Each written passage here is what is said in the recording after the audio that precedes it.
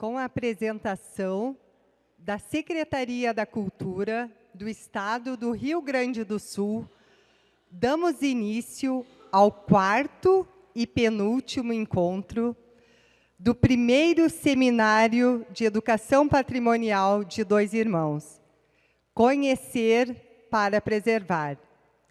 Sejam todos muito bem-vindos. Este seminário faz parte do projeto do restauro do Moinho Kohler, que tem planejamento cultural da Simples Assim, realização do município de Dois Irmãos e da Associação da Rota Colonial de Dois Irmãos, e financiamento do FAC Procultura do Rio Grande do Sul e LIC, Lei de Incentivo à Cultura, da Secretaria da Cultura do Estado do Rio Grande do Sul. Eu gostaria agora de convidar o Jorge Stocker para subir aqui comigo e para a gente receber os nossos convidados, agradecer a presença da secretária da Educação, que está todos os eventos aqui conosco, e na próxima semana a gente já encerra, é o 5º encontro do seminário. Muito obrigada pela presença. Eu vou chamar aqui comigo agora o Diego Lemos Ribeiro, por favor, a Miriam Erickson Leão, vem para cá, Miriam. O Bolívar Erickson Leão também. E a Mariana Leão da Cruz. Então, a partir de agora, Jorge, tudo contigo, eu vou sentar e assistir e aprender muito com vocês. Um bom seminário para todos e uma boa noite para nós. Muito obrigado, Elisandra. Boa noite a todos. É muito bom revê-los. Já estamos ficando tristes, pois o evento já está mais próximo do final do que do início, né? Nesse nosso 4º encontro. E, como vocês já devem ter percebido, nós fizemos nessa programação uma aproximação. A gente iniciou fundamentando um pouco o que é patrimônio, fundamentando um pouco educação patrimonial, que é o grande eixo temático desses nossos encontros. E, na sequência, então, conhecemos melhor experiências aqui de Dois Irmãos e experiências futuras também, né? Vimos a apresentação desse futuro restauro do Moinho. A partir desse encontro, nós teremos 2 oportunidades muito especiais de conhecer, de olhar um pouco para fora, de conhecer um pouco novas ideias, outros projetos, outros imóveis, outros municípios, outros conceitos que ainda não conhecemos. É muito bom ter todos os nossos palestrantes aqui. Nós temos o Diego e também a família Leão, que veio em família. E, rapidamente, para não tomar o tempo de vocês sabem que estamos sendo bem rigorosos, né, com o horário, eu vou passar a palavra, então, para o Diego, fazer a nossa primeira palestra do dia, que se chama Museus e Gestão Colaborativa do Patrimônio. O Diego Ribeiro é doutor em Arqueologia pela Universidade de São Paulo, mestre em Ciência da Informação pela Universidade Federal Fluminense, em convênio com o Instituto Brasileiro de Informação em Ciência e Tecnologia, e graduado em Museologia pela Universidade Federal do Estado do Rio de Janeiro. É professor da Universidade Federal de Pelotas desde 2008, onde atua como docente no curso de Museologia e no programa de pós-graduação em Memória Social e Patrimônio Cultural. Eu passo a palavra para o Diego, então. Muito obrigado, Diego. Obrigado, Jorge. Bom, eu inicio agradecendo efusivamente o convite para estar aqui hoje com vocês. É a primeira vez que eu venho à cidade e eu já começo encantado por esse lugar. Bom, mas para seguir as formalidades, além de agradecer o convite, então, na figura do Jorge Stocker, eu agradeço toda a organização do evento. Desde antes de chegar aqui, eu já fui muito bem acolhido, já tive muitas informações, fiz o meu dever de casa também, fui procurar a história da cidade e já tinha um pré-encantamento. Agora, esse encantamento, ele acabou aumentando. E eu vou falar, assim, rapidamente, o porquê disso. Né? Foi um fato, assim, inusitado. Eu fiz questão de vir de ônibus de Porto Alegre, né? E fiz questão porque eu passo por várias cidadezinhas, eu vou olhando. E eu, com um olhar meio poético, eu fui olhando a cidade, fui olhando as coisas, né? E eu desci, eu vim com uma mala e uma mochila. Eu desci do ônibus, me despedi do motorista, Ele foi embora e eu falei, eu tinha uma mala comigo. Eu falei, não, o cara foi embora com a minha mala. Bom, não vou, eu sou vezeira de fazer isso, então eu não vou me preocupar. Aí eu peguei um Uber e o rapaz do Uber foi extremamente simpático, me falou um monte de coisas interessantes sobre a cidade e falou, fique tranquilo que eu vou resolver esse problema. Eu liguei lá para a empresa, ele foi lá, buscou minha mala, trouxe de volta com maior gentileza, fui muito bem recebido no hotel. E por que eu estou falando isso tudo? Tem a ver com a apresentação? Acho que tem. Tem bastante a ver com a apresentação. Porque quando a gente vai a uma cidade, a gente percebe que essa cidade, ela ocupa um espaço, ela formata um espaço. Né? As elevações, né? O morrinho, os edifícios, tudo isso. Os edifícios têm uma pátina do tempo, não é isso? Os arquitetos sabem muito bem disso. A gente consegue ver temporalidade da paisagem nesses marcos arquitetônicos, na rua. Mas nada disso importa se a gente não tiver gente. Uma cidade é feita de gente, gente de carne e osso, gente que dá vida, que dá espírito, dá o espírito do lugar. E sem gente, essas cidades são ocas, no final das contas. E eu vou falar duas ocasiões que me aconteceram muito recentemente, uma delas na semana passada, que me faz comprovar essa tese. A primeira delas é na cidade de Morro Redondo, que é ali vizinha de Pelotas, tá?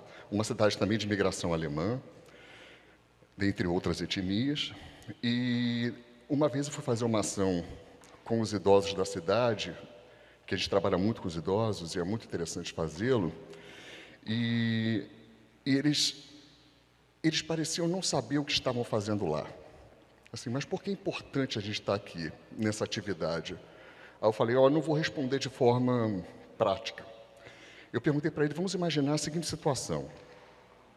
Uma situação que por algum motivo cai aqui uma bomba, mas que não destrua a paisagem, mas elimine as pessoas. E aí vem eu, estrangeiro, na cidade e começo a andar pela cidade. Eu consigo entender a cidade andando pela cidade sem ninguém? Sim, bastante. Eu vou ver o cemitério, eu vou ver a organização da cidade, eu vou ver marcos arquitetônicos que vão falar muito sobre quem fez aquilo, como fez aquilo, o uso que aquilo tem. Aí eu falei para eles, isso é o suficiente, não é? Eu disse, não, de forma nenhuma. Por que não? Porque não tem a gente. Não é porque não tem gente, não tem a gente. E o que eles me explicaram, na verdade, com essa alegoria, é que uma cidade sem gente é uma cidade sem espírito, portanto, uma cidade morta. A outra ocasião que eu vou falar para vocês, que tem a ver também com esse tema, que são museus e gestão colaborativa do patrimônio, aconteceu na semana passada. Eu tive assim como esse convite me deixou muito vaidoso, eu tive um outro convite muito legal, que foi para ir numa vila em Santo André, Vila Paranapiacaba. Alguém já ouviu falar nessa vila? É uma vila que é conhecida como se fosse a Silent Hill brasileira. É um lugar assim que tem um tom meio amaldiçoado, né? Eu não achei nada amaldiçoado, mas parece que está no cenário de filme. Ocorre que eu ia fazer uma formação para agentes do patrimônio em relação ao museu, o Museu Funicular da Vila Paranapiacaba. Pois bem, tornando uma longa história curta, a minha primeira atividade era visitar o museu. E o museu é muito interessante porque era uma antiga estação ferroviária desativada e de uma magnitude, de uma proporção inacreditável para os olhos de um estrangeiro. Tinha essa estação ferroviária foi desativada há mais de 20 anos, mas ainda tem todo o maquinário que é de um tamanho inacreditável. O galpão onde estão os vagões, né, são de um tamanho, de uma proporção inacreditável. Só que aquilo era de um vazio de doer o peito. Mas um museólogo falando isso, por que eu sou museólogo? O que eu senti foi, isso aqui me parece um ato interrompido. Não sei como vocês entendem isso, mas foi o que me veio à cabeça. É um ato interrompido na medida que aquelas coisas funcionavam até pouco tempo, faziam um barulho enorme, presumo. Aquecia, gera calor, calor térmico mesmo, não é calor humano, é calor. Barulho, calor, textura, gente gritando. Não era um lugar silencioso, como eu estava vendo, e sem movimento, como eu estava vendo. E aquilo me causou uma angústia museológica.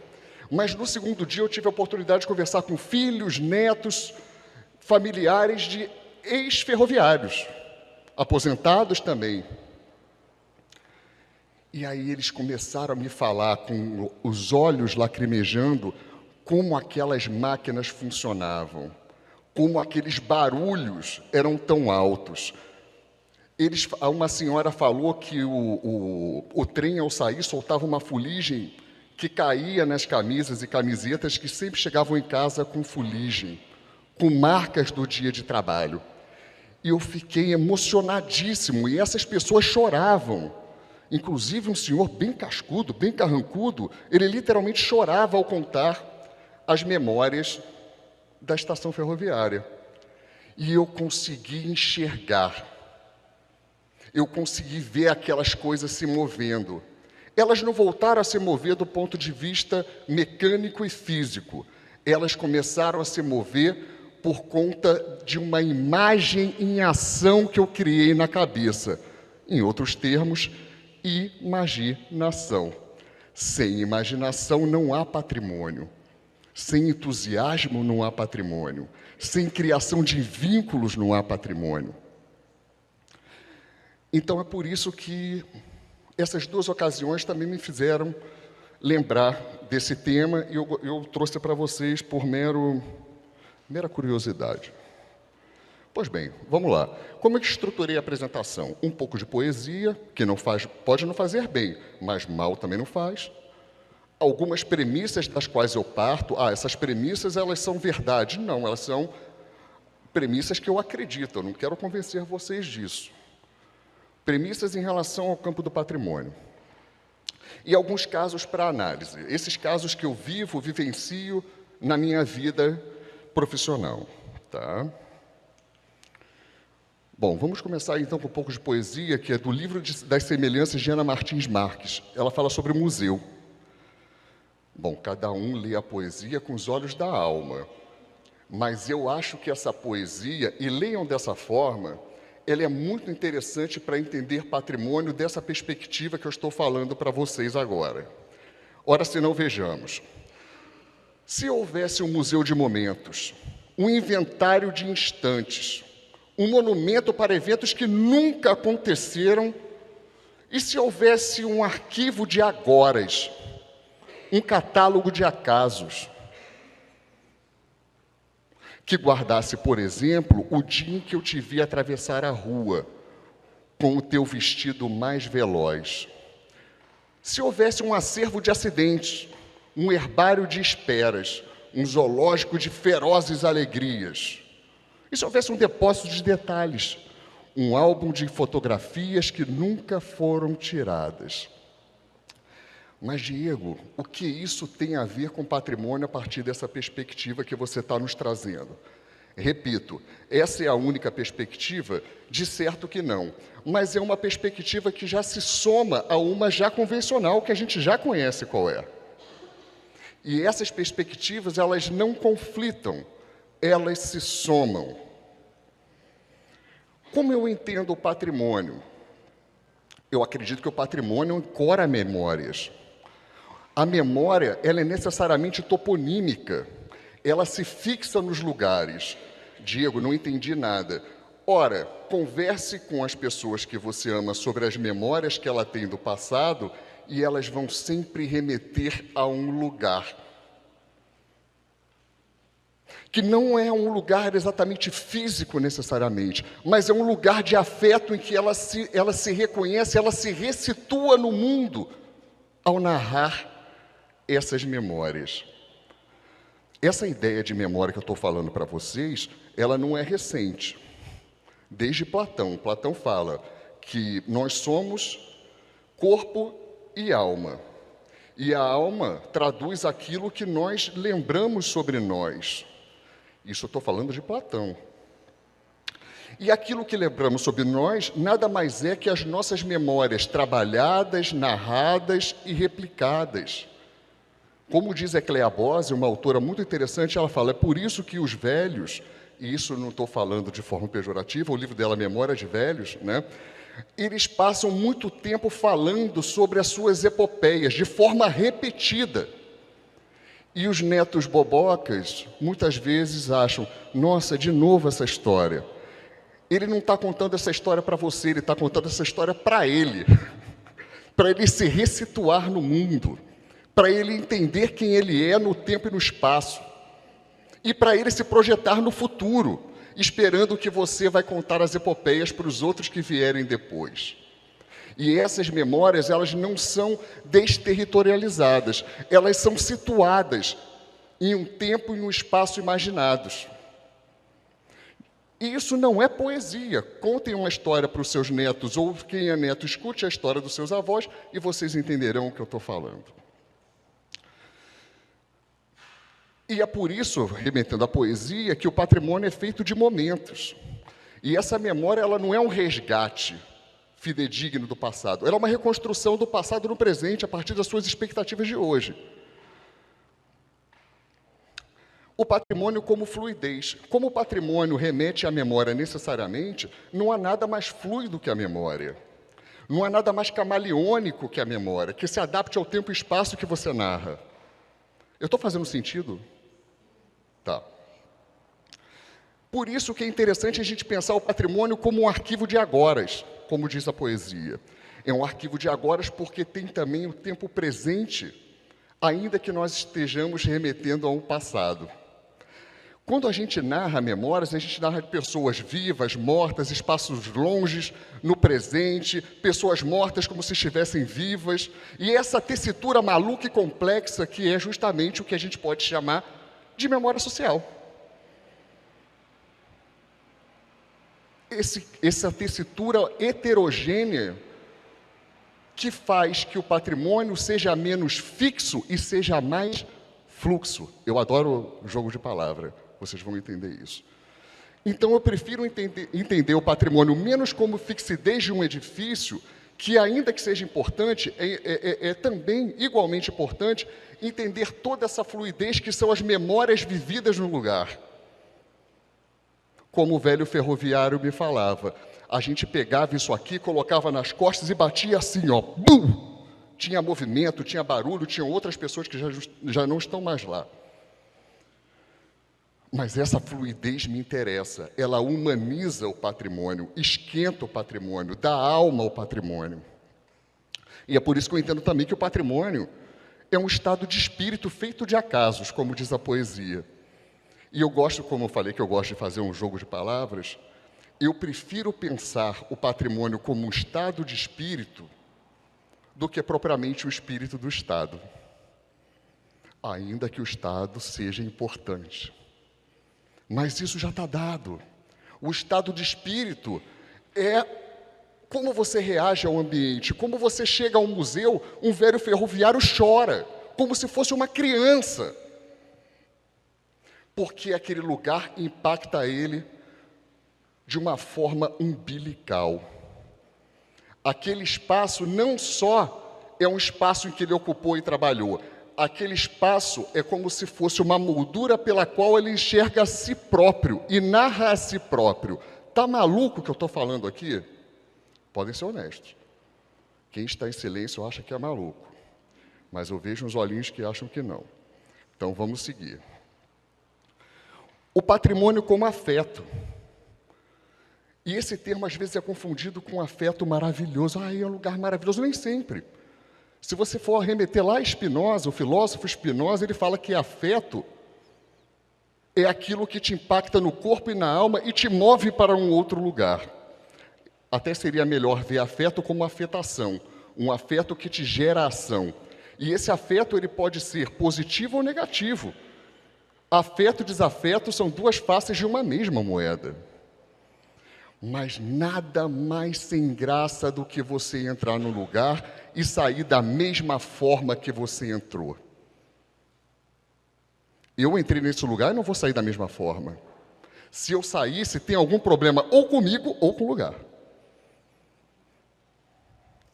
E eu falo para os meus alunos, se vocês entram no museu e vocês saem sem nenhum impacto, se não te dá frio na espinha, borboletas no estômago, esse museu não serve para nada.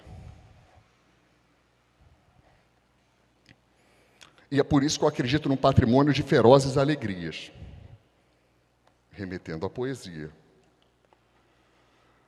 Aí, trazendo um pouquinho de teoria, o fato importante a considerar aqui é que eles, o patrimônio, não apenas desempenha funções identitárias, vagas, né, expressando simbolicamente nossas identidades individuais e sociais, mas, na verdade, organizam a percepção que temos de nós mesmos, individualmente e coletivamente. Ou seja, é a ideia de que essas coisas, esses referenciais de patrimônio, seja uma catedral ou um vestígio, uma reminiscência humana, que alguns chutam como barata, pode ter o tamanho de uma catedral.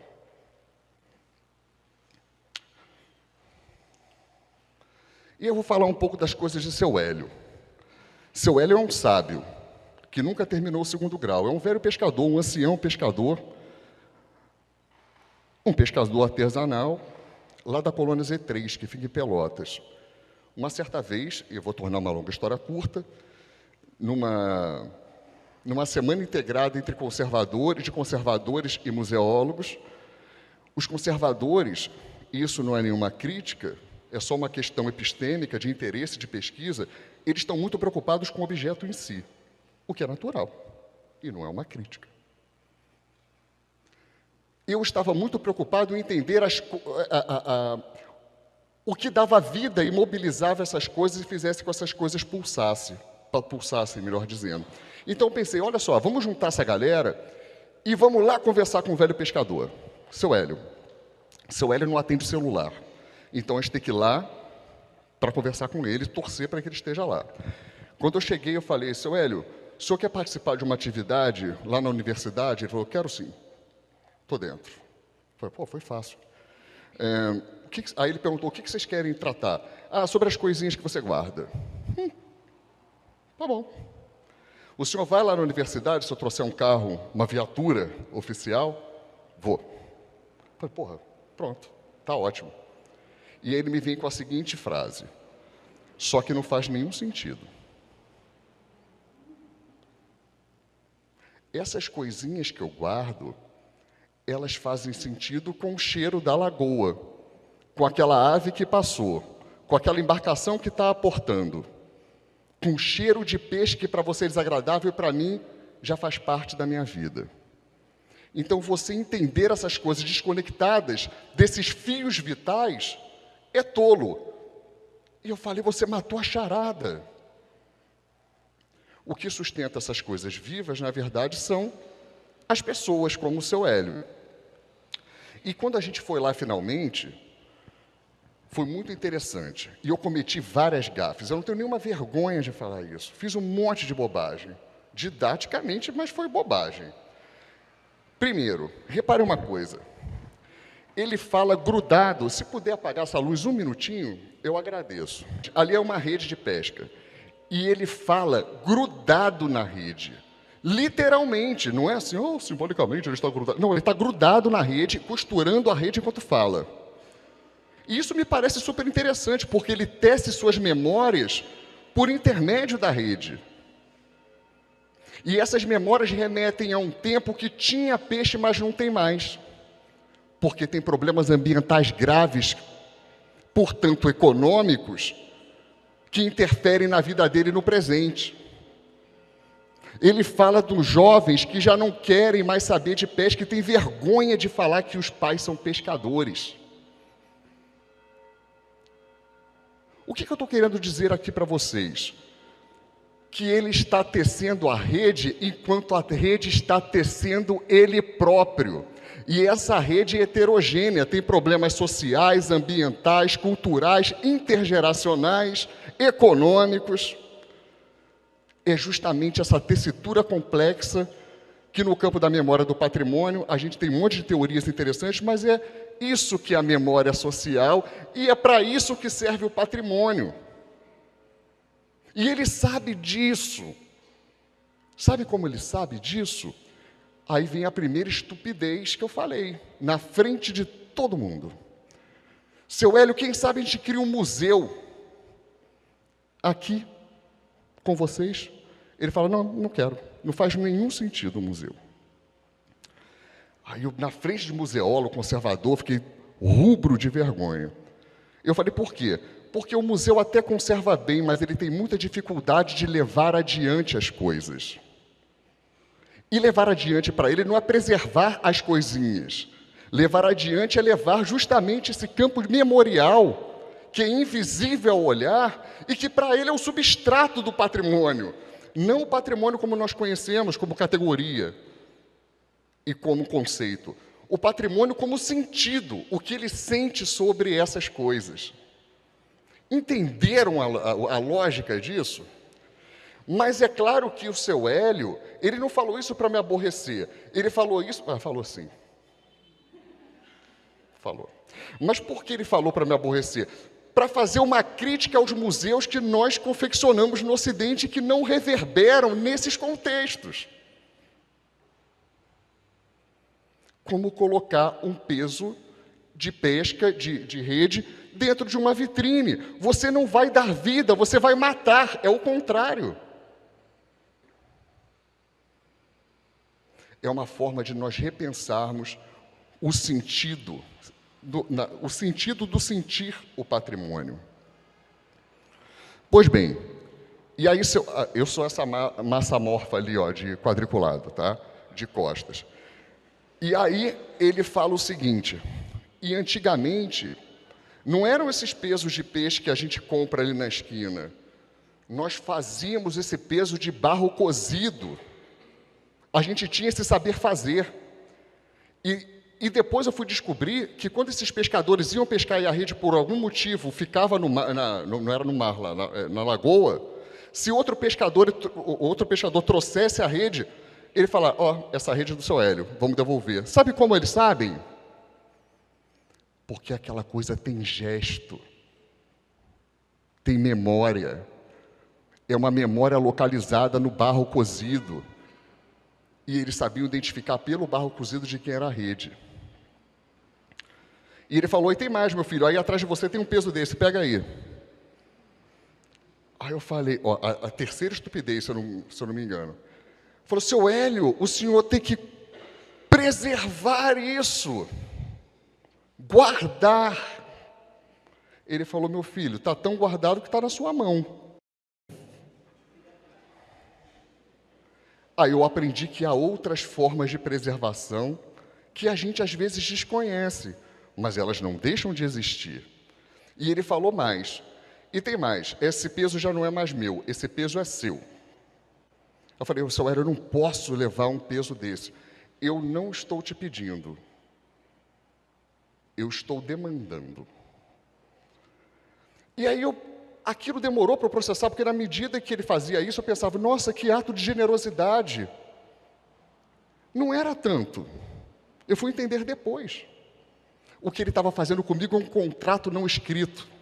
Na medida em que essas coisas faziam sentido quando tinha peixe e agora não faz mais, leve contigo e distribua, mostre para a pessoa, faça circular, crie vínculos.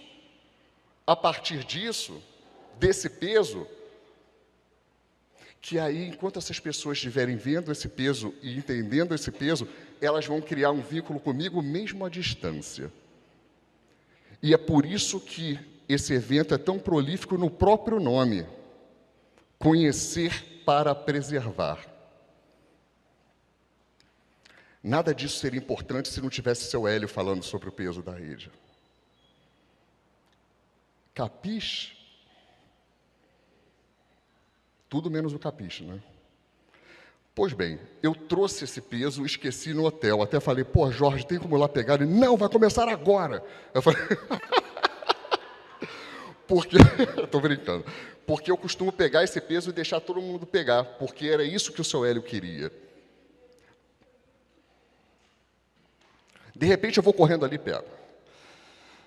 E qual é o papel dos museus nesses processos? Dar movimento a essas coisas, tirar de um ato interrompido e fazer com que você consiga enxergar tudo aquilo que é invisível e riquíssimo nessas materialidades.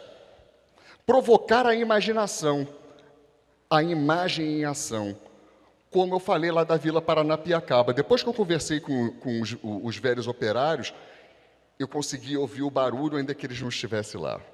Eu conseguia sentir o calor ainda que estivesse frio. Eu conseguia ver os mortos ainda que não estivessem vivos. Porque é justamente nessas falas que me fizeram imaginar aquelas coisas nos seus fluxos, nas suas ações, e instigar os sentidos. Nós ainda somos muito visuais, o que não é um problema. O problema é ser só visual. E aí a equipe do museu, eu fui lá fazer uma consultoria, eu falei, olha, nós vamos, para cada objeto desse, fazer uma etiqueta. E nessa etiqueta a gente vai dizer o que essa coisa é. Eu falei, cara, bacana. Mas será que isso vai fazê-lo sentir o que essas coisas são? Eu perguntaria para você. Quando você de fora dá um nome e fala o que é, você dá fixidez, você determina o que é. E talvez seja interessante a gente deixar, seja por um texto, por o som das palavras dos velhos ferroviários, um barulho cenográfico, talvez eles consigam sentir melhor aquela emoção, mais do que um conjunto de palavras. Mas com quais subsídios a gente pode fazer isso? Com gente. Mas não é gente como eu, acadêmico, que fico lá no escritório lendo, pesquisando e fazendo artigo. É com gente de carne e osso. E é por isso que tem um autor do campo do patrimônio, Laurence Turgeon, que ele fala que hoje o patrimônio é muito mais sobre afeto do que intelecto. E eu não estou aqui fazendo um cabo de guerra entre esses dois mundos, como eu disse lá no início. O que eu estou propondo aqui é que isso seja uma composição. Vamos imaginar, meu caro, pensa essa imagem que eu vou te falar, uma lâmina de água perfeitamente lisa, ainda que seja quase impossível uma lâmina de água perfeitamente lisa. Você pega uma pedra e joga nessa lâmina. O que vai acontecer com a lâmina? Desculpa, o que vai acontecer com a lâmina? O que vai acontecer se eu fizer isso? Ah, respondo, né? Senão fica chato para mim, porra. Hã? Não precisa nem falar, você já gesticulou. Só que vai bater o vento, vai ter uma ondinha contra, vai gerar um monte de imagens, um monte de formatos. Ai, Diego, para de poesia, vai direto ao ponto. Bom, vamos ao ponto então. É a pergunta que eu costumo fazer. Nessa alegoria, o que é o patrimônio? O que é o patrimônio nessa alegoria? Pode falar mais alto. Alguns, não sei. Alguns vão ser taxativos ao responder. É a pedra. Os mais moderninhos vão responder, é a água. E não está errado, nenhum dos dois estão errados. Eu prefiro achar que o patrimônio é a composição e a confluência de todos esses fatores juntos. O vento, a pedra, as ondas, as inconstâncias, as imprevisibilidades das ondas. Nessa alegoria, tudo isso conjugado é o que pode se entender como patrimônio. Tá claro? Tá maluco isso? Tá. E é justamente as pessoas que dão essas incongruências e tiram um pouco da rigidez do patrimônio e dão um pouco mais de fluidez, mas são inconsistências. Eu vou dar um exemplo aqui. Isso aí eu era bem jovenzinho, ainda estou nesse projeto, tá? Isso aí é numa zona colonial, numa zona rural lá de Pelotas. É importante eu dizer, talvez meu sotaque denuncie, que eu sou do Rio de Janeiro, eu sou natural do Rio de Janeiro, talvez. Pois bem, eu vim para o Rio Grande do Sul em 2008, foi a primeira vez que eu vi uma ovelha na minha vida. Que bicho curioso, né? Vocês conhecem a ovelha? Foi a primeira vez, eu tinha visto em desenho e tal, mas uma ovelha assim, de carne e osso, é um bicho fofinho, assim, um negócio engraçado, né? Mas por que eu estou falando isso? Porque eu cheguei num museu rural em que eu não conhecia nada daquilo. E por mais que eu olhasse e falasse, o que essas coisas são? Quem são vocês? Elas não respondiam. Eu podia segurar como se fosse um crânio diante de mim e perguntasse, quem é vocês, de onde vocês veem? Essas coisas insistem em não dizer o que elas são. E falar em gestão colaborativa é falar de prática, não só de teoria. Então a gente criou um acordo, a gente só vai trabalhar de portas abertas enquanto as portas estiverem abertas. Aí entra de tudo. Entra transeuntes, entra gente de lá que não é. Mas o fato é que esse senhor entrou, o seu João, até então não sabia quem era. E ele entrou descompromissadamente, eu falei, o senhor já esteve aqui? Ele, sim. Muitas vezes, diversas vezes. Mas não rolou. Perceberam que não rolou. Eu falei, tá, mas de tudo que está aqui, o que o senhor mais tem afeto? E ele imediatamente se grudou nessa cadeira. E não soltou mais. E aí eu perguntei para ele, olha que idiota a pergunta. É a pergunta de museólogo tolo, né? O que essa cadeira significa para você? E ele riu. Ele falou, meu filho, essa cadeira, ela é muito antiga. Não fui eu que fiz a cadeira, foi a cadeira que me fez. Isso a gente tem um monte de teorias muito bonitas no campo da memória, pesquisadores adoram falar isso, o extended self, o eu estendido. É a forma mais fácil de entender o eu estendido. Nessa figura aqui, cadeira é seu Hélio é cadeira. Desculpa, seu João. Se você der um chute na cadeira, ele grita ai. E ele consegue tecer a memória, não só de si, mas a memória da comunidade e sua temporalidade por intermédio da cadeira. Olhe nos olhos do seu João. Tente olhar para os olhos dele. Para onde que ele está olhando? Opção 1, para a cadeira. Opção 2, para a parede. Opção 3, para uma paisagem invisível que só ele consegue enxergar. Mas quando ele narra, eu pego essa memória como prótese e transformo como a minha própria memória. Bom, a 3 ficou bem poética, então vocês já presumem que é a 3. E ele não falou nada sobre a cadeira. Não falou em nenhum momento sobre a cadeira feita de madeira tal, composta. Não. Ele falou da memória dele dentro de um território conectado com outras memórias. E me fez entender um pouco daquele território. Então, qual é a nossa missão como museólogo? Fazer que as pessoas enxerguem isso. Mas a gente só faz isso com escuta atenta. Professoras e professores que aqui estão, ativistas do patrimônio, no qual eu me incluo, ou como diz na França, animadores patrimoniais, tenham a paciência de ouvir.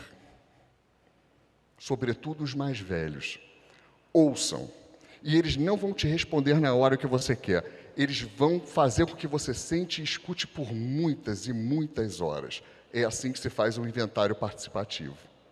Ouvindo, mapeando, vendo onde as memórias se ancoram. Aí entrou essa senhorinha. Essas coisas são minhas. Não era. Nada ali é dela. Não com a ideia de posse que nós concebemos no Ocidente. Aquilo era dela porque é o território dela e as coisas com as quais ela se identifica. É como se fosse uma memória prótese, que você veste e aquela memória se transforma em sua também. E é tão dela que, eventualmente, e o museu tem uma tradição de não toque, o que é bacana. Não estou falando, pode tocar, não. Tem uma coisa quase que própria de não toque. E sabe o que ela faz? Isso aqui funciona assim, meu filho, ó. A memória também é gesto. O gesto não é estranho ao objeto, o gesto compõe o objeto. É claro que em alguns museus você não vai chegar lá na Mona Lisa e falar, olha, funciona assim. Não. Mas em um contexto como esse, é possível você entender a memória pelo gesto também. Mas mais do que isso, ela está falando, essas coisas não são sul estrangeiro, essas coisas são minhas. Aqui é o Museu de Morro Redondo, criado por esses 3 nobres senhores, é um museu muito simples, como vocês podem ver, não tem nada demais, 0 dinheiro, 0 verba, mas tem algumas ações que são muito interessantes. Esse é um dos senhores fundadores. Isso aí se chama café com memória, não é nada sofisticado. É uma mesa grande de madeira, alguns objetos do acervo,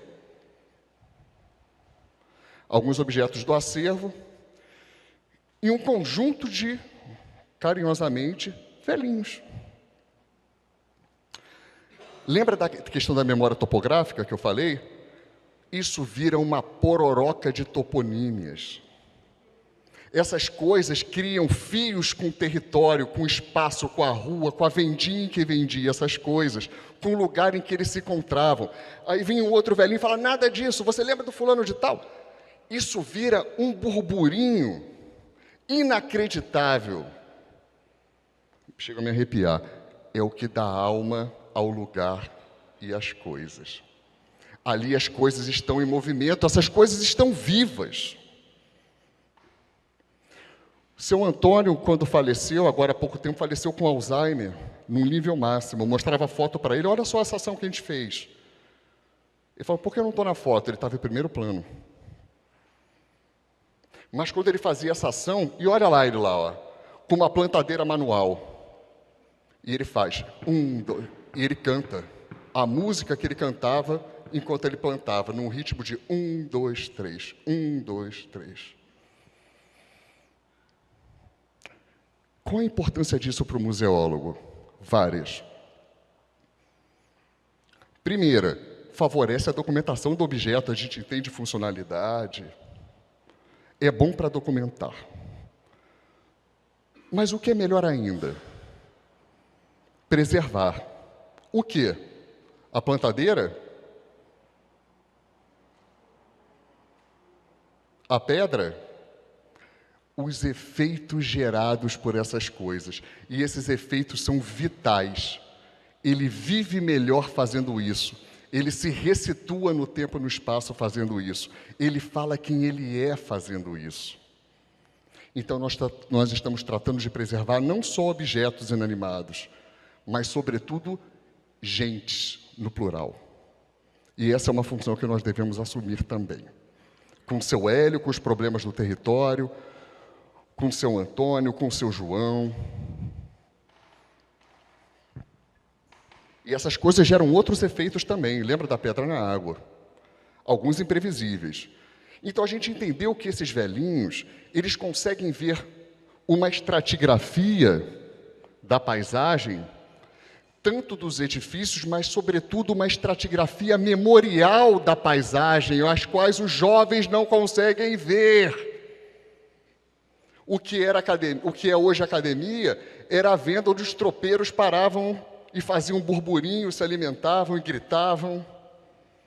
Eles conseguem enxergar isso? Não. E a gente falou, cara, a gente está com a faca e o queijo na mão. A gente tem uma estratigrafia tremenda de memórias e a gente tem os jovens que não conseguem enxergar nada. Nenhum movimento nessas coisas. Vamos botar os dois para que essa pororoca fique mais bonita. O encontro dessas ondas, sabe o que é pororoca, né? O encontro das ondas dos mares. Né? E é isso que acontece simbolicamente. Lembra que as coisas têm fios com o espaço? Vamos visitar esses espaços que estão sendo mencionados e que são carregados de afetos. E alguns desafetos também. E aí a igreja não é só vista pela sua majestosa arquitetura, mas ela é vista também como um lugar de sociabilidade, onde as pessoas casavam, ainda fazem almoço, se reúnem. Eu lembro de um texto de um cara chamado Jean-Louis Tournatoire, que ele fala de um castelo na França que pegou fogo, um castelo que era um patrimônio importantíssimo na cidade, Lunéville. E esse castelo pegou fogo. E ele foi lá entrevistar as pessoas, logo após o incêndio. E ele se deu conta que os agentes do patrimônio, e eu estou me incluindo nisso também, eles choravam pela perda de um patrimônio importantíssimo para a cidade. Mas quando ele conversava com o João e com a Maria, via que eles também choravam essa perda do patrimônio, mas antes eles choravam porque foram naqueles espaços em que eles se casaram, confraternizavam, jantavam, entravam. E aí ele fala, nós choramos então por questões diferentes, por razões diferentes. Por que eu estou falando isso? Me perdi. Bom, o importante falar é que essas coisas não são exatamente potentes pela sua característica histórica e não exatamente e tão somente por suas características, como é que é o termo? Arquitetônicas, mas técnicas. Mas também são. Mas eles têm mais relevância para esses velhinhos por aquele conjunto invisível que dá vida a esse lugar, ainda hoje, ao longo das décadas. E esses jovens começam a ver o espaço como eles nunca tinham visto antes. Depois que você calibra professores e professoras, depois que você... Quase que eu caio aqui. Depois que você calibra o olhar desses jovens para perceber essas sutilezas, nunca mais eles deixam de ver. Então, trabalhem para calibrar o olhar patrimonial das pessoas, não dizendo tão somente a década em que as coisas foram construídas, mas justamente essas coisas que são efeitos gerados pela pedra. E aqui tem uma questão que alguns conservadores, mais conservadores, e esse segundo é um adjetivo, começam a entrar em pânico. E eu não julgo por isso. Ai, meu Deus, me ajudem aí. Esse tacho, ele é um tacho musealizado. Ele é um tacho patrimônio. Só que eles falaram para mim, ei, estrangeiro, esse tacho é meu. Lembra disso? E ele falou, esse tacho não faz sentido nenhum numa vitrine, porque o tacho é o fazer o doce. A gente, porra, mas e agora? Eu dou aula de gestão de museus. Eu sei todos os códigos de ética. Eu sou vice-presidente do Conselho Federal de Museologia. Eu não quero me exibir com isso, mas eu ocupo um cargo importante que mantém ética e ordem no fazer museológico. Não parece, mas eu sou vice-presidente. E eles me fazem isso. Mas de quem são essas coisas, afinal? E eles falam, o tacho é fazer o doce, e botam fogo embaixo do tacho. E botam açúcar, e botam pêssego, e falam, é assim que se mexe. Aí vem outro velho, está girando errado. Minha avó fazia assim. Já está morta, muito tempo morta. E pega a criança e fala, mexe também. A gente ficava aqui a tarde inteira fazendo isso, ficava com o braço cansado. O que nós estamos preservando mesmo? Cobre ou gente? Ou ambos? Ambos. Eu acredito na composição. Ao lado dessa dimensão material, é preciso assinalar a dimensão fisiológica, ou mais precisamente o uso de técnicas corporais. Objetos sempre implicam usos determinados do corpo. Afinal, pergunta Marcel Moore, o que é um objeto se ele não é manuseado? Não estou estimulando aqui que vocês coloquem os enzos aqui dentro e comecem, vamos mexer. Não é sobre isso que eu estou falando, não interpretem mal. O que eu estou falando é que determinados contextos exigem uma liberdade poética para a gente entender melhor o território, se você fizer uma pergunta anterior, o que nós estamos preservando. Se você entrar no Louvre, vai ter uma resposta. Se você entrar aqui, vai ter outra. Não está escrito numa etiqueta. Isso é sensibilidade que não está em nenhum manual, mas que a gente tem que aprender a fazer. E a gente só aprende conversando com gente. E sabe o que é curioso? Desse Café com Memória, eles são temáticos, né? Um deles foi muito duro. A gente falou, eram memórias indizíveis nos museus. E a gente falou, putz, vamos falar da... Pô, os caras são migrantes, né? São de descendência alemã, também italiana. Vamos falar, de repente, da década de 30, do período varguista, que foi tão cruel com eles. Eles tinham que esconder as coisas deles na terra, cavavam um buraco e escondiam, porque ali tinha que ser uma casa brasileira.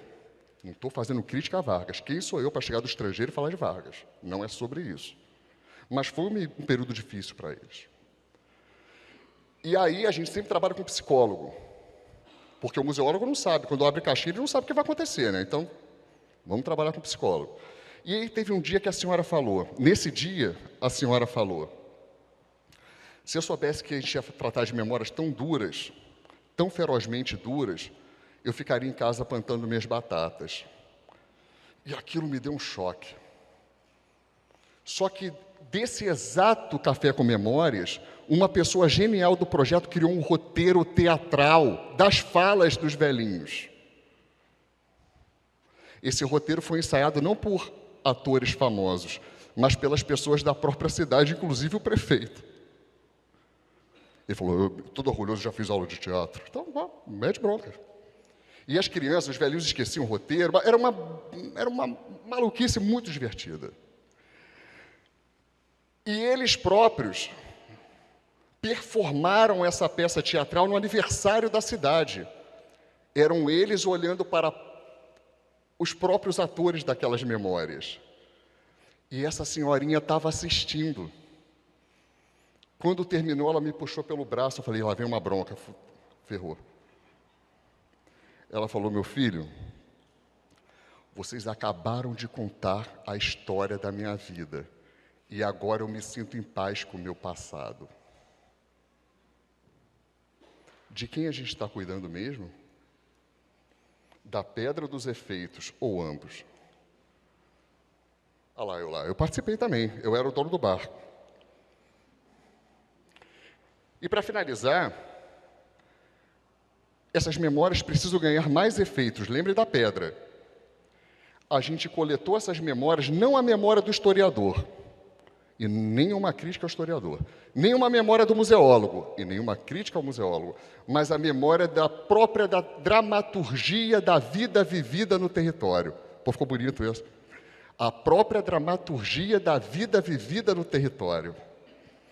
E essas fichas nunca estão acabadas. Tem um QR Code que outras memórias podem ser acrescentadas, como se fosse um palimpsesto. Bom, para quem não sabe o que é palimpsesto, eu não vou explicar. Como se fosse um caleidoscópio. Quem é velhinho que nem eu sabe o que é caleidoscópio. O que acontece com o caleidoscópio? A cada girada, uma nova imagem. E isso também é patrimônio. Bobagem acadêmica. Ser museólogo. Ser museólogo é imaginar e projetar museus quentes. É preciso gostar de gente. É observar maravilhado objetos aparentemente banais. É pensá-los antes como fatos sociais. É lançar no horizonte um museu ativo. É experimentar uma museologia em vivo. É seguir rastros e escolher rotas. É mergulhar no território e sujar as botas. É encarar o tempo como desafio iminente. É sobre ser trabalhador do social e resiliente. É emaranhar pessoas, lugares e culturas no fato museal. É evitar o congelamento rigoroso e mortal. É pensar a memória como fios em amálgama. É entrever o patrimônio como vínculos de alma. É provocar ressonâncias e efeitos sociais. É vislumbrar um museu vivo e para fins vitais. Diego Lemos Ribeiro, No Apagar das Luzes de 2021. Obrigado.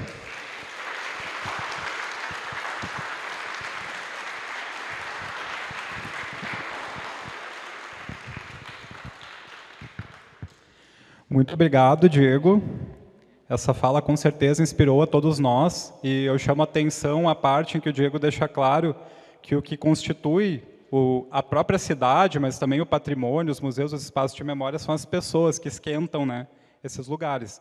E, então, eu vou rapidamente chamar algumas pessoas que esquentam um patrimônio estadual, que é a Casa do Gomes Jardim, um imóvel que tem um papel tão importante na história do Estado, e que está lá também pela ação dessa família, né? Então, nós estamos aqui com a Miriam Erickson Leão, que possui graduação em licenciatura em História pela Pontifícia Universidade Católica do Rio Grande do Sul e em licenciatura de Artes Visuais pela Universidade Federal do Rio Grande do Sul. A Miriam é especialista em Gestão do Patrimônio Cultural e em Memória, Patrimônio Histórico-Cultural, ambos pela Universidade Luterana do Brasil, além de possuir especialização em a gestão do cuidado para uma escola que protege, pela Universidade Federal de Santa Catarina. Atualmente, ela é professora do Governo do Estado do Rio Grande do Sul e tem experiência na área de História. Atua como mediadora junto aos visitantes da Casa do Gomes Jardim. Estamos também com o Bolívar Erickson Leão, que atua como mediador junto aos visitantes da Casa de Gomes Jardim, e Mariana Leão da Cruz, que tem licenciatura em História pela PUC e é graduanda em Zootecnia pela URGS. Ela atua também, junto com a família, como mediadora junto aos visitantes da Casa de Gomes Jardim. Passo a palavra, então, para a Miriam compartilha com a família. Muito obrigado pela presença de vocês, pessoal.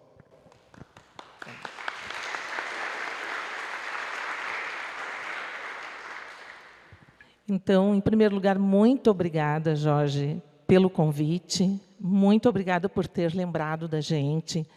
Quero também aqui transmitir o abraço da família Leão aos moradores deste lugar, né, tão lindo, e às autoridades municipais e estaduais que aqui se encontram. Tá? Diego, nós não combinamos nada. Tá? Tudo que tu falou, gravaram tudo, aproveitaram, aproveitem. Tudo que o Diego falou, a gente vive. Tá? Então, o nosso vai ser mais um depoimento, comprovando o que ele disse.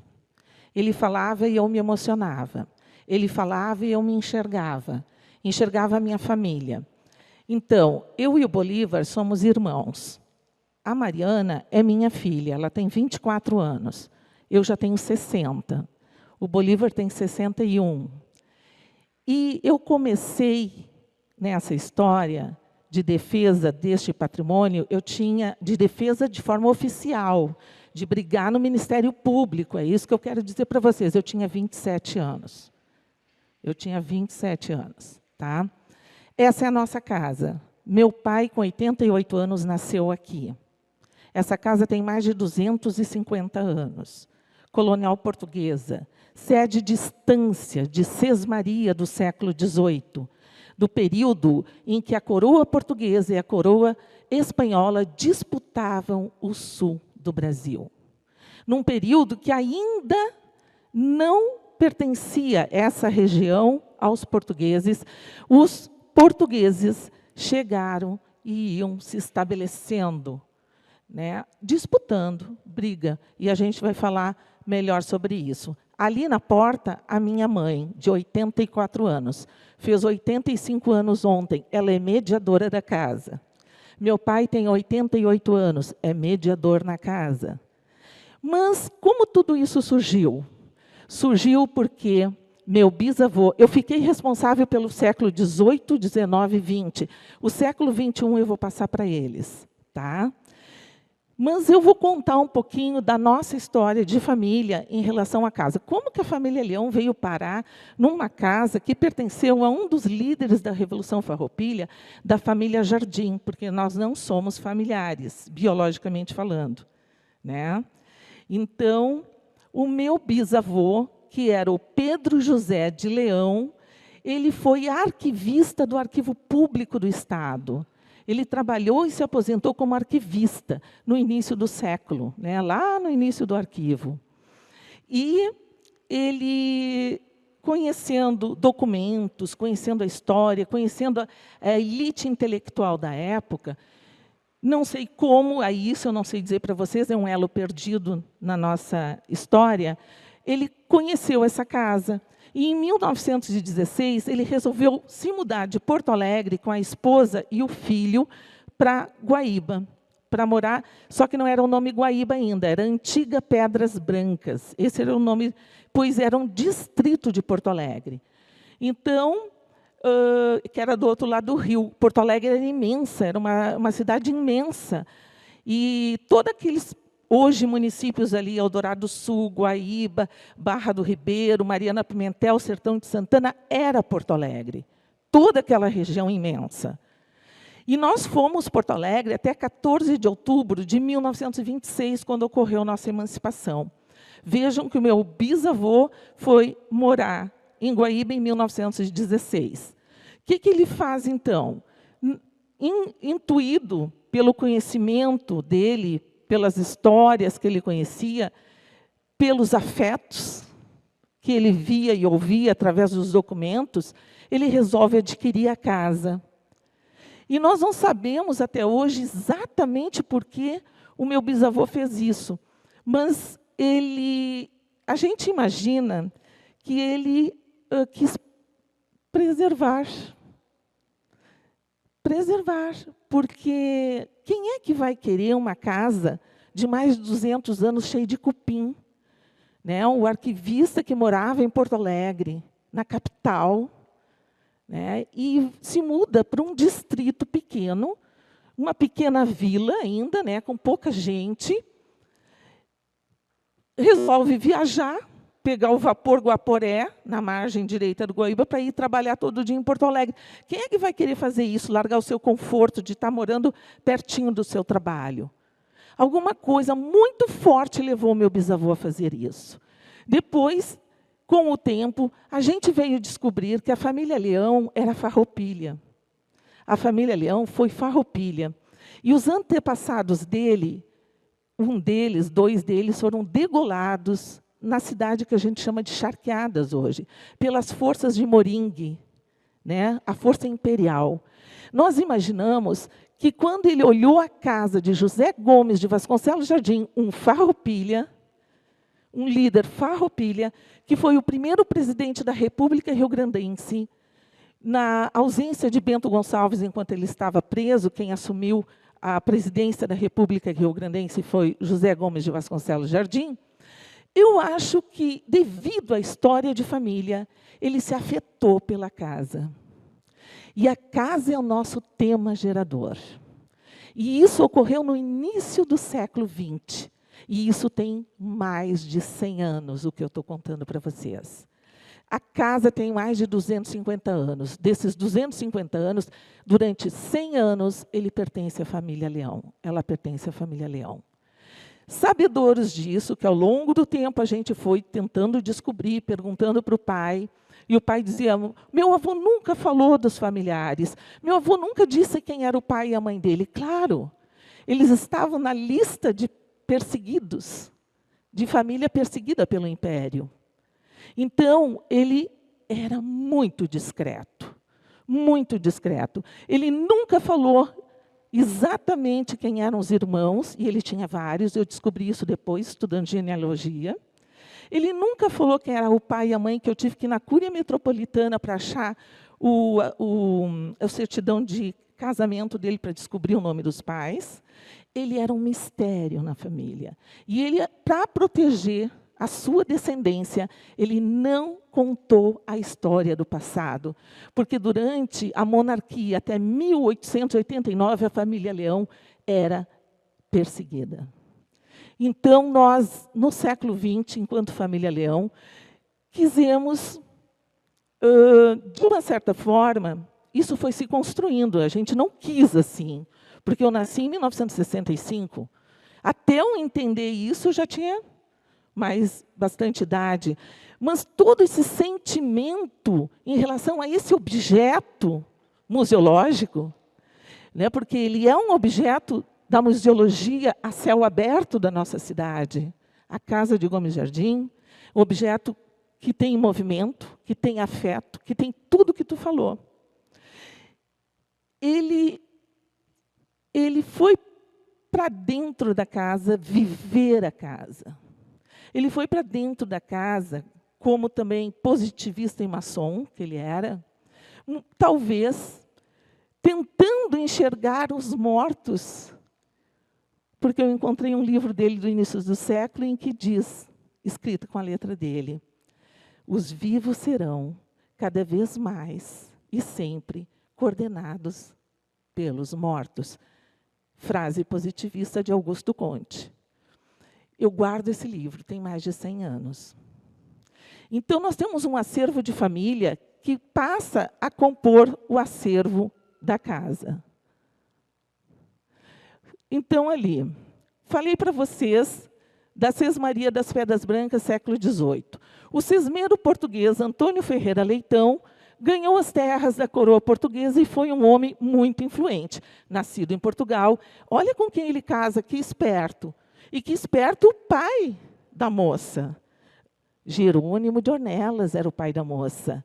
Jerônimo de Ornelas, Menezes e Vasconcelos, uma das filhas, que ele teve várias, uma das filhas, ele casou com Antônio Ferreira Leitão, que recebeu nada mais, nada menos, a concessão de 3 sesmarias no Rio Grande do Sul. E uma delas era a Sesmaria das Pedras Brancas, tendo como sede essa casa. Então, não foi Gomes Jardim que construiu a casa. Gomes Jardim vai ser o genro dele. Mas, lá no século XVIII, quem constrói a casa é Antônio Ferreira Leitão.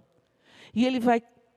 Só o que ele vai fazer? Ele vai atravessar, vai sair de Porto Alegre, atravessa o Lago Guaíba, vai para a margem direita, né, daquele lugar lindo, maravilhoso, que tem uma paisagem belíssima, e no topo dessa colina, no cerro, onde ele tem uma visão estratégica de 360 graus, porque era necessário ter essa visão militar na época, ele constrói a casa em estilo colonial portuguesa.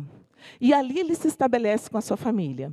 A Maria Meireles de Menezes e Vasconcelos, e ele tiveram 4 filhos, 2 meninas, 2 meninos.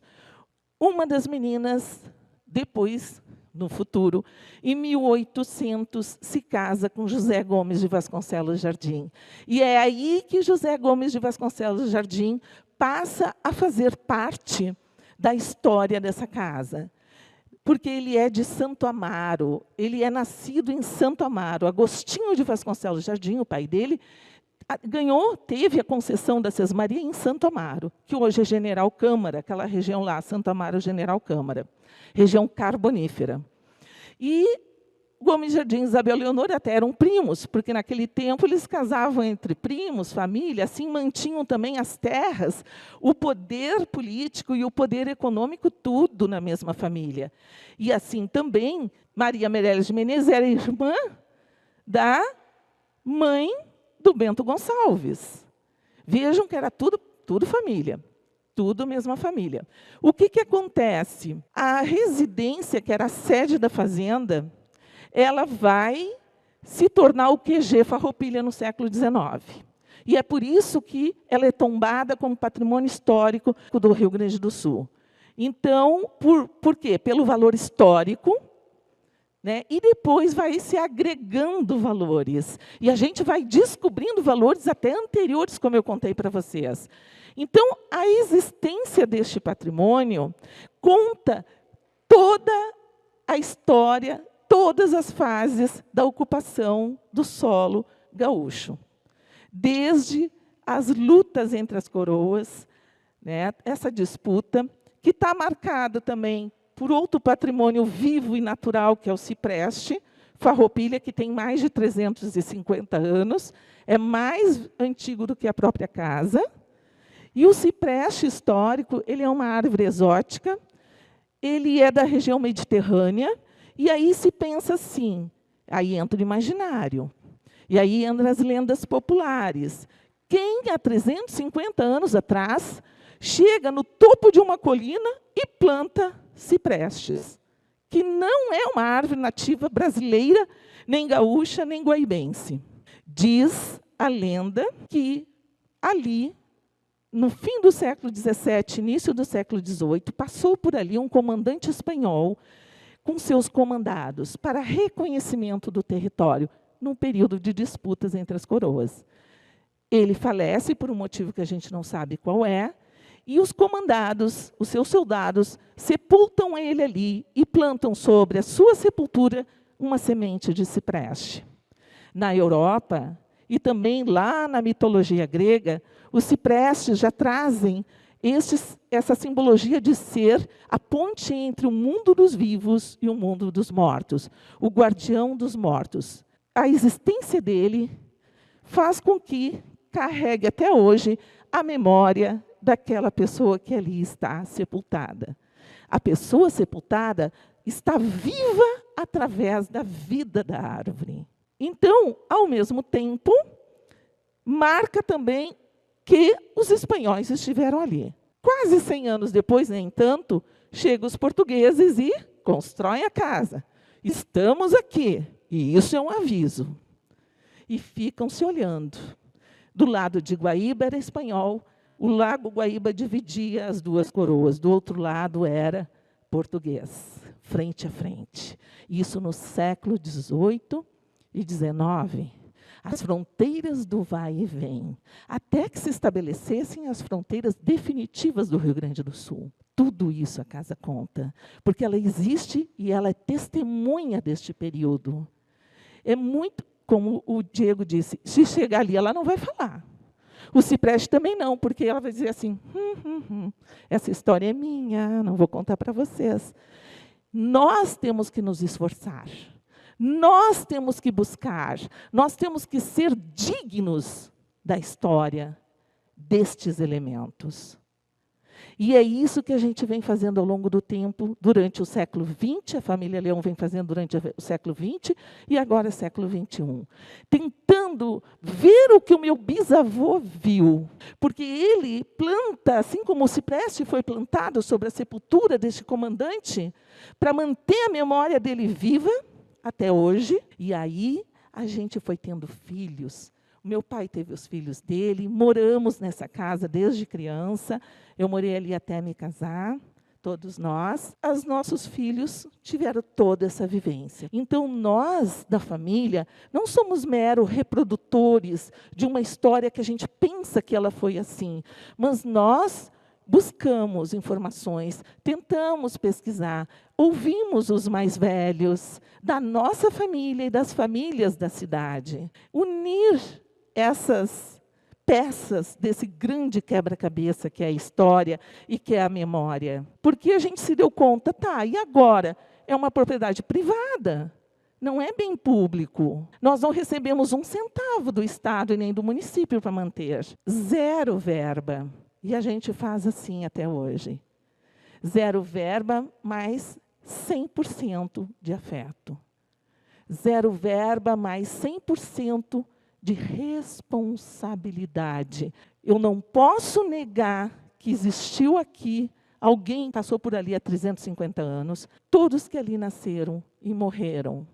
E não podemos negar também, e isso a gente viu depois com os arqueólogos trabalhando no pátio da casa, na época da restauração, que tinha que ter uma equipe restauradora, né, uma equipe de arqueólogos no período da restauração externa da casa. A gente conseguiu, por projeto, porque a família foi buscar projeto, através da Lei de Incentivo à Cultura, para poder fazer com que a casa voltasse e concluir que o restauro deveria trazer as características da casa como sede da estância do século XIX, no momento da Guerra Farroupilha. Diz a lenda, também a história oral, que a sombra do cipreste, Bento Gonçalves, Onofre Pires, Gomes Jardim, entre outros líderes da Revolução, se reuniram para planejar como atacariam Porto Alegre na noite de 19 para 20 de setembro, dando início à Revolução Farroupilha. Mas tudo que antecedeu, todas as combinações, os encontros, os chimarrões, eles fizeram ali. Porque era a única instância, no século XIX, do Partido Farroupilha. O seu dono era do Partido Farroupilha. A estância lindeira, que hoje é Eldorado do Sul, não era Farroupilha. Do outro lado, que é a Barra do Ribeiro, não era Farroupilha, era Imperial. E o único proprietário de estância, Farroupilha, mais próximo da capital, era justamente José Gomes de Vasconcelos Jardim, conhecido como Gomes Jardim, dono dessa casa. O que ele fez?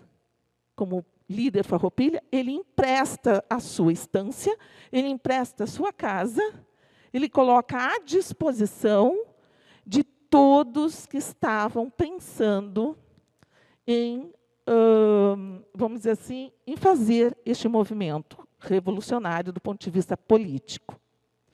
E foi o que aconteceu.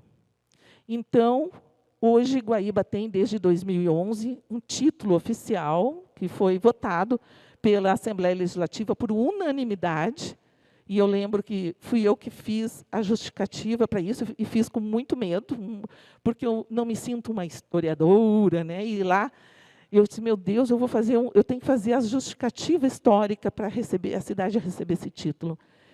E todos, inclusive deputados e historiadores, votaram por unanimidade a favor do título Guaíba, berço da Revolução Farroupilha. Por quê? Se a Revolução Farroupilha não nasceu enquanto ideia, pensamento, exatamente nesse lugar, ela nasce enquanto força, atitude, gesto. E dali, então, eles saem, depois de planejarem dias e dias, eles vão até a Praia da Alegria, e nas embarcações que carregavam o charque para Porto Alegre, da Charqueada da Alegria, Gomes Jardim lidera 60 homens, atravessam o lago e se encontram com as forças de Onofre Pires em Porto Alegre, dando início à primeira batalha, que é a Batalha da Ponte da Zenha. Então, diante de todo esse cabedal, de toda essa responsabilidade, a gente faz o que a gente está fazendo aqui hoje. A gente conta, a gente divulga e a gente quer preservar, porque a gente só preserva se conhecer. E conhecendo e preservando, e entendendo, compreendendo, analisando e fazendo reflexões, a gente passa a amar. É óbvio que existe, sim, uma história de amor entre nossa família e a casa, que é o nosso tema gerador aqui. E depois nós vamos ter, deixa eu passar aqui, é tanta coisa para falar, e eu tenho os dois ali para falar também. Então, Quartel-General Farroupilha, por sua localização privilegiada, Gomes Jardim, o primeiro presidente da República rio-grandense, local onde o general Bento Gonçalves veio a falecer, depois, em 18 de julho de 1847, 2 anos após o fim da Revolução. Por quê? Porque o primo, Gomes Jardim, tinha conhecimentos de medicina, era um autodidata da região, era a pessoa que mais entendia de saúde. Bento sai da fazenda de Triunfo, da casa de Triunfo, onde ele nasceu, e ia voltando para Cristal, onde era a fazenda do pai, Maria do pai dele. Para no meio do caminho para ser atendido pelo primo e companheiro de luta, Farroupilha, o Gomes Jardim. Ele não resiste e acaba falecendo ali, na casa de Gomes Jardim, em 18 de julho de 47. Fica sepultado por 2 anos no cemitério da localidade, depois seus restos mortais são transferidos para a Fazenda do Cristal, em Camaquã, e somente em 1900, diante de vamos dizer assim, foi colocado, o Estado lança um edital, colocando em votação a cidade que apresentasse o túmulo mais belo, que fosse à altura do general Bento Gonçalves, ficaria com os restos mortais do general. Então, hoje, Bento Gonçalves está repousando, os restos mortais de Bento Gonçalves, na cidade de Rio Grande, justamente a cidade que os farroupilhas nunca conseguiram tomar. Eles precisavam de um porto e nunca conseguiram tomar Rio Grande. Eles só conseguiram tomar Rio Grande depois de morto. Né? E aqui está um pouquinho, então, aqui é o meu avô, Dr. Gastão Leão, filho, ele foi médico, filho do Pedro José de Leão. O que o Dr. Gastão fez, além da medicina? foi líder da emancipação da cidade, então tem uma outra história, e ele já morava na casa também, então a casa já conta outras histórias da emancipação da cidade. Ele foi uma pessoa muito boa, né, muito humana, e ele fez isso que a gente está fazendo aqui. O meu avô, durante o século XX, até 1954, quando ele morreu, então, de 1916 a 1954, ele recebia as pessoas na casa, ele abria a casa para as pessoas, mostrava. Walter Spalding era muito amigo dele, o historiador Walter Spalding, ele recebia lá, né? Manuelito de Ornelas, tantos e tantos os personagens da intelectualidade. Muito amigo também do meu avô foi Gaspar Martins, né? E tantos outros. Ele dialogou direto com Borges de Medeiros para a questão pró-emancipação. E eu tenho todos os documentos e manuscritos que ele deixou. Né? O meu objetivo é fazer um livro, porque eu vou deixar muita coisa escrita. E recortes de jornal de época. E agora é o meu irmão. Vou passar para ele agora, tá? Bolívar, é contigo.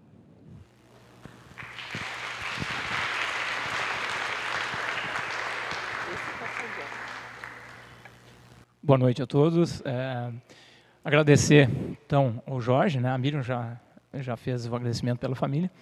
E eu sou o único da família que não tem formação nenhuma, tá, ligado ao patrimônio, né? A minha formação, eu sou engenheiro agrônomo, né? Mas deu para ver que, vivendo numa casa de histórias, né, a gente acaba assimilando, né? Então, eu entrei basicamente quando... aqui, tombamento da casa, em 1994, foi uma solicitação do proprietário, nosso pai, né? Claro que a Miriam, como estudante, isso já formanda de história, né? Fundamentou, juntou a documentação, e ela levou, então, ao estudo do Instituto Patrimônio Histórico e Artístico do Estado, o IFAI, a consideração do IFAI, porque assim, a gente deu para entender que a gente tinha uma noção da importância da casa. Entretanto, o órgão estadual, a autoridade, deveria dar um parecer sobre isso, a importância, né? Então, foi feito um estudo, um longo estudo de 2 anos, mais ou menos, e depois disso, então, optaram pelo tombamento da casa, né? Isso foi na época do governador Colares, que foi o governador da época que fez o tombamento da casa. O que acontece, pessoal? A gente tinha em mente a importância da casa, o Estado fez o tombamento. Agora eu vou botar vida nessa história, né, no patrimônio, né? A cidade tinha percepção também, né? Entretanto, o poder público municipal não estava tão afinado com esse propósito, né?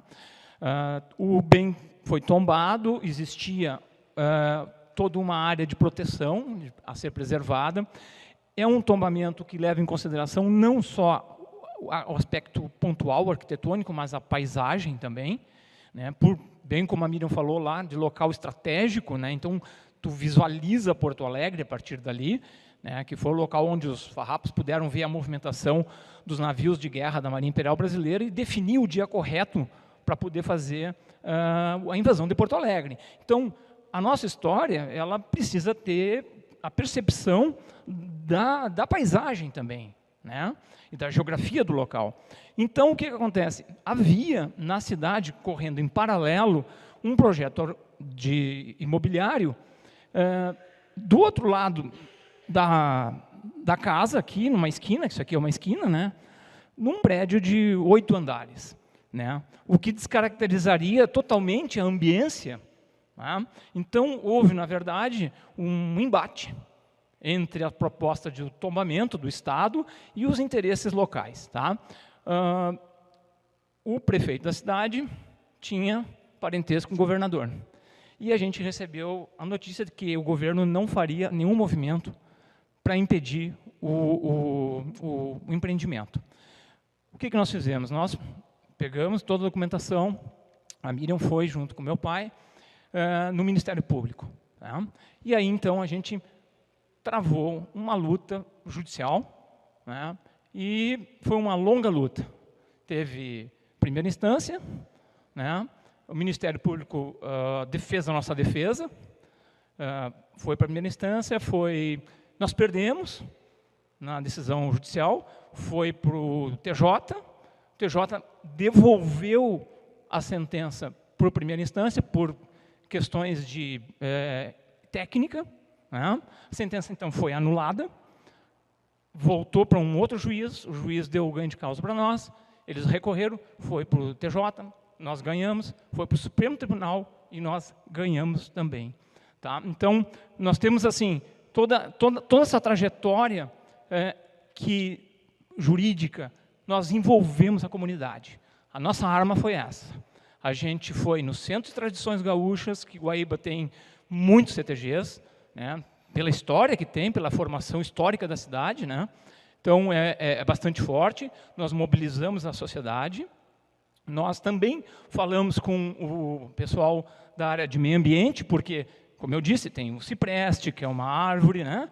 Tem todo um significado da paisagem, né? Então, nós conseguimos reunir a comunidade através da mobilização com o Centro de Tradições Gaúcha e com o pessoal do meio ambiente. Então, nós conseguimos fazer com que a comunidade abraçasse a ideia de preservar, né? E isso foi fundamental para o Ministério Público. Visualizou, viu que tinha corpo o nosso movimento, né? E acabou, então, que a gente, na verdade, nós construímos uma jurisprudência no Brasil, né, que mais tarde ela é usada ainda hoje para defender situações como essas aí, né? Então, foi esse fato que, vamos dizer assim, a partir daí, nós tivemos uma ligação muito maior com a comunidade na defesa do patrimônio, né? Eu acho que essa parte tá legal? Vamos passar para a Mariana agora, que ela vai complementar, tá?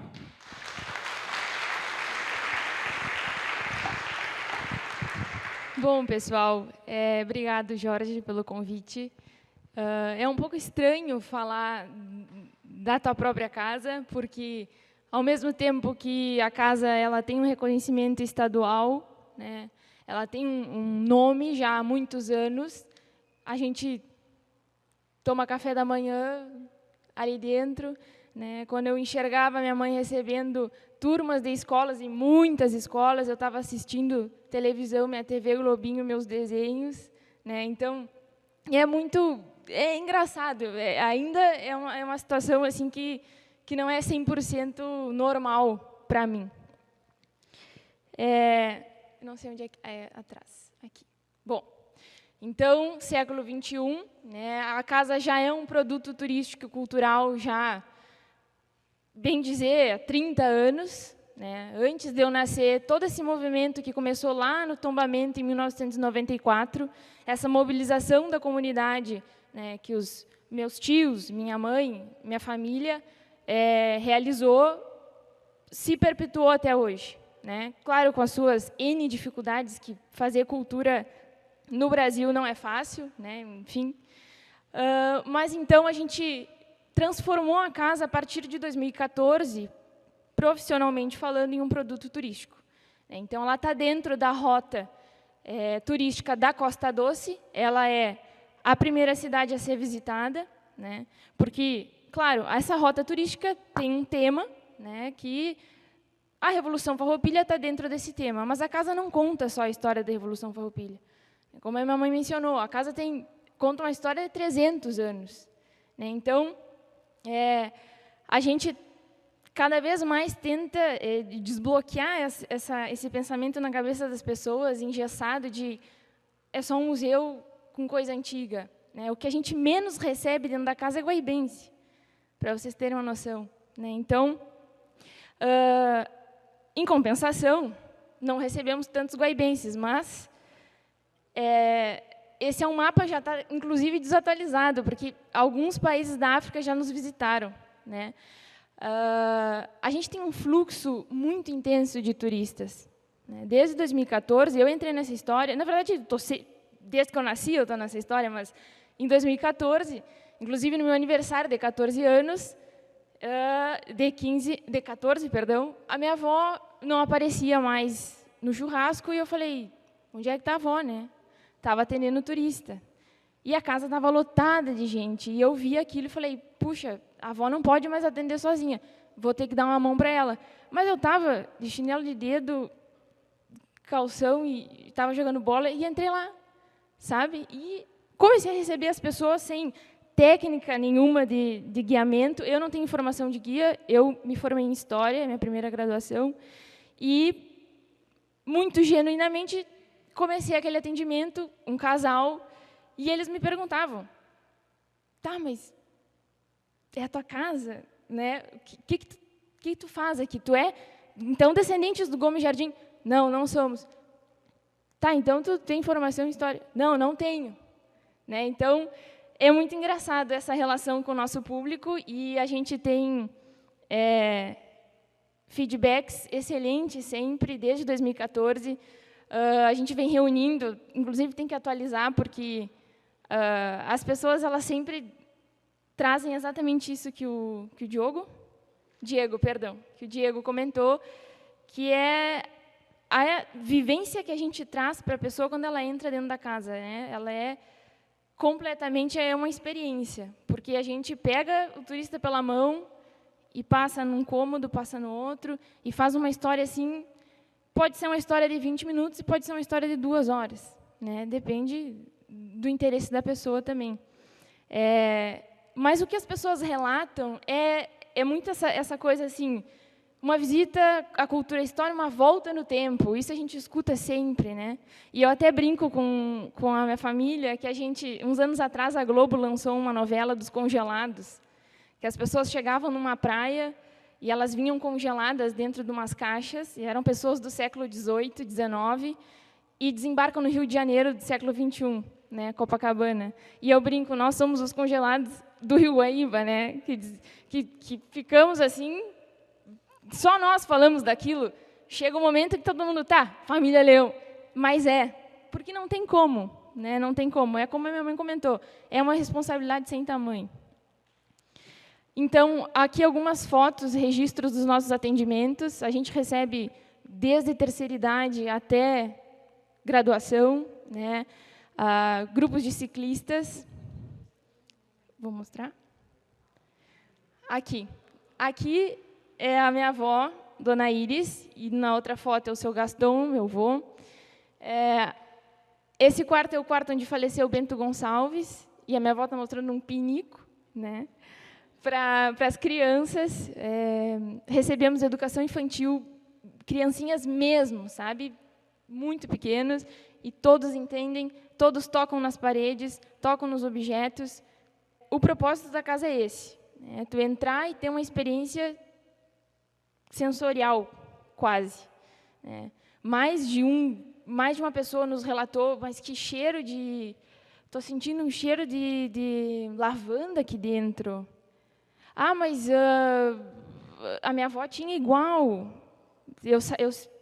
O que a gente mais recebe, o pessoal da terceira idade, é que a minha avó faz uma recepção com cuca e chá, sentam e ficam muito tempo falando com a gente. E é exatamente isso que a gente busca. A gente explica uma história, existe um roteiro de X minutos, mas a troca com o público que a gente recebe das pessoas é extremamente valioso. Então,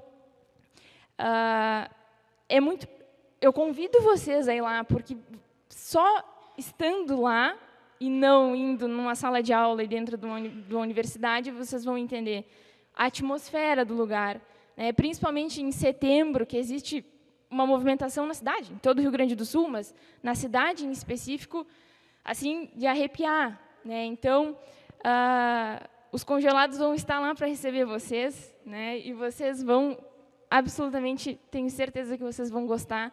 Alguma coisa, por mais que vocês não tenham esse contato com toda essa história que a minha mãe comentou com vocês, alguma coisa vai tocar vocês, eu tenho certeza disso, tá? E bom, no mais, eu acho que já foi falado tudo. Esperamos por vocês. Muito obrigada.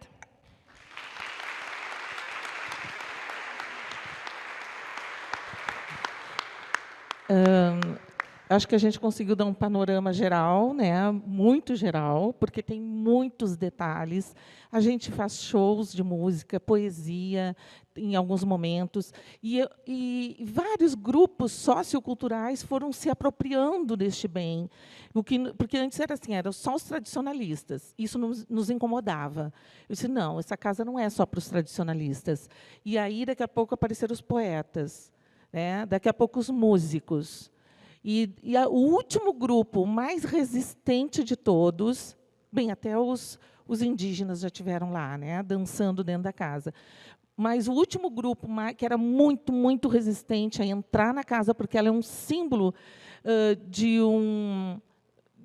do século XIX, né, de que o proprietário tinha escravos, era a comunidade negra. Então, isso, eles olhavam e a casa, para eles sofriam. Né? A comunidade, o movimento negro achava assim, meu Deus, esse dono de fazenda tinha escravos, esse dono de fazenda tinha escravos. E nós tivemos a satisfação de ter o grupo das Profs Pretas, as professoras, que é uma associação que tem em Guaíba, as professoras municipais que fizeram uma associação, são Profs Pretas, que entraram dentro da casa e pediram para fazer um simpósio, assim, uma conversa, e nós participamos. E a gente foi conversando, e eu fui mostrando para elas que na cidade hoje, em termos de patrimônio material, em termos de patrimônio construtivo, praticamente não existia mais nada do período da escravatura. E que a casa tinha sido construída por braços, mãos negras. E aí, quando elas olham para a parede, a gente deixa uma janela justamente para aparecer as pedras e o barro, que ele é amassado com óleo de baleia, e eu começo a falar, vocês estão vendo eles aqui, construindo essas paredes, os ancestrais de vocês? Vocês percebem que eles amassaram este barro com óleo de baleia, juntaram e ergueram essas paredes? Bem, aí elas fizeram uma releitura do lugar. E elas disseram, se no século XVIII e XIX foi o período da escravatura, isso nos traz dor, no século XX e XXI, agora, no século XXI, nós vamos inserir a casa como território negro de Guaíba. Isso me deixou muito feliz.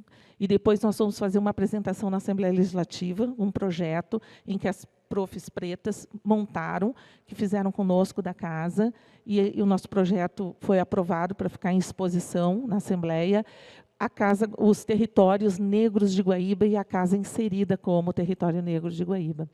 Eu disse assim, foi o que restou e foi vocês que fizeram. Vocês não vão dar bola para isso? E elas tiveram um outro olhar. O caleidoscópio, né? Assim, eu, como historiadora já de pesquisa de história local há muito tempo, na cidade, que eu me dediquei muito à história local, eu fui apontando outros territórios negros, além do que eles já sabiam, porque eles dominam muito o território sagrado, né? O território negro sagrado, mas tinham outros elementos de ruínas, os alicerces e bases da nossa igreja matriz, que é de 1857, e aí elas foram inserindo Igreja Matriz, as ruínas do Hospital Farroupilha, as ruínas da Charqueada da Alegria, e aí, daquilo que parecia que não tinha nada, já surgiu alguma coisa. Então, o patrimônio é fantástico por isso, porque ele multiplica, ele soma. Patrimônio nunca diminui. Ele só diminui quando a gente é egoísta com ele. E quando a gente é muito dinheirista, que a gente só quer dinheiro, dinheiro, dinheiro. E aí eu quero contar uma coisa. Quando o meu pai resolveu tombar, ele e a minha mãe resolveram tombar a casa, pediu o tombamento, porque na história do Rio Grande do Sul foi o único proprietário, até hoje, talvez surjam outros, que solicitaram o tombamento da sua própria propriedade. Nenhum outro proprietário, dono de bem histórico, solicitou tombamento. E o meu pai foi e solicitou. Mas, antes dele ir, ele nos reuniu. Nós somos 5 filhos, né? Nos chamaram, nós isso na década de 90, 91, por aí, quando ele pensou em chamar, e perguntou: que herança vocês querem? Vocês querem, neste lugar, um edifício com um apartamento para cada um de vocês, com a vista mais linda para Porto Alegre que existe, que tu enxerga a lua cheia nascer atrás dos morros de Porto Alegre e o sol se pôr atrás das coxilhas do horizonte, do lado oeste, no terreno, um dos terrenos mais caros da cidade, ou vocês querem a história do Rio Grande do Sul preservada? Eu vou deixar para vocês, meus filhos. O que vocês disserem, o pai segue. E todos nós, filhos, jovens, adolescentes, jovens, adultos, que nem a Mariana é agora, dissemos: pai, nós queremos a história do Rio Grande do Sul preservada. Então, eu faço questão de contar isso para vocês, porque, como o Jorge disse, eu quero o depoimento de quem é dono de um patrimônio. Que o patrimônio é privado, que não recebe verba, que não recebe recurso, que não é fácil. Tem vezes que é eu e a minha mãe que fazemos a faxina. E aí a gente cobra um valor simbólico. Era R$10, agora é 15, para entrarem, né, para ver que paga justamente o vidro quebrado, a faxina, a goteira, que a gente tem que manter essa casa por mais 300 anos. Nós temos essa responsabilidade. E nós sabemos do tamanho da nossa responsabilidade. Além de tudo, nosso entorno é fantástico. O entorno, a casa sozinha não valeria nada. Mas ela tem o cipreste que acompanha ela na frente, contando a história dos espanhóis. Ela tem a igreja matriz logo ao lado, contando a história do oratório à Nossa Senhora do Livramento. Era uma santa portuguesa, né, que a Isabel Leonor era devota dela. A casa conta a história dos negros que chegaram neste território no século XVIII e XIX. E a casa conta também que foi encontrado no trabalho de arqueologia e que muito nos emocionou, cerâmica indígena, que depois foi para o laboratório e foi datada de 2000 anos, no nosso pátio. E aí eu pergunto para vocês, os meus irmãos e os meus filhos, eles vão ser mais importantes, eles são muito importantes, mas existem importâncias tão grandes. Uma família não pode estar acima da história.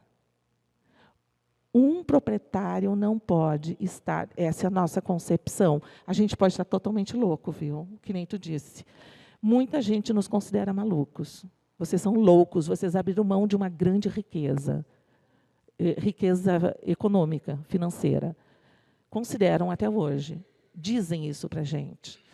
Mas eu penso assim, quem sou eu para ignorar a cerâmica que tem no meu pátio, com 2000 anos de idade? Quem sou eu para ignorar a árvore que está em frente da minha casa com 350 anos? Quem sou eu para ignorar esta casa que conta a história da ocupação do Estado do Rio Grande do Sul? Eu sou só um instrumento. E é assim que a gente vê. E a gente lamenta quando um prédio cai, quando é posto fogo, que o cipreste puseram fogo no cipreste. Porque a especulação polarizou a cidade, os que eram contra e os que eram a favor. E puseram fogo com gasolina, acharam lá um orifício no tronco da árvore, largaram gasolina e puseram fogo no cipreste. Ele queimou durante 12 horas. E nós chorávamos ali, e a comunidade chorava em volta. E quem salvou o cipreste foi um entregador de jornal, que às 4 horas da manhã passou e viu a fumaça saindo do tronco, e chamou os bombeiros. Porque ele acompanhou todo o nosso trabalho de educação patrimonial. Ele ouviu as nossas palestras em praça pública. Palestras que a gente fazia, eu trabalhava a semana toda, todo mundo, e fim de semana a gente ia para a praça fazer palestras gratuitamente às pessoas. Eu fiz centenas de roteiros por minha conta, para as minhas turmas e todos os professores que quiseram, gratuitamente, porque não tinha o apoio da prefeitura e não tinha apoio do Estado. Eles não sabiam nem, não tinha recurso para isso. Então, a década de 90 foi muito intensa na educação patrimonial com a comunidade. E, se não fosse essa educação patrimonial, o jornaleiro passaria e deixaria. O moço, até hoje, depois ele foi homenageado, porque ele foi o salvador do cipreste, porque estava queimando. E aí a gente chamou os engenheiros florestais, se tentou de tudo para apagar, e parecia que quanto mais água, mais fogo pega. E é uma conífera, e tem uma seiva que é tipo pinheiro, né? Pega fogo, é muito... e aí a CMPC, que na época era Aracruz, emprestou os engenheiros florestais, e eles, então, fizeram uma pirâmide de areia no entorno do tronco, e abafando o fogo, não permitindo o oxigênio entrar. Foi assim que a gente conseguiu, então, salvar o cipreste. Mas foi uma comoção geral. Machucar um ser destes, seja prédio, seja árvore, seja pedra, seja paisagem, é machucar gerações. É dar uma facada no peito de muitos e muitos cidadãos. Só que a gente enxerga isso com a vivência, né? Então, tá, é isso aí.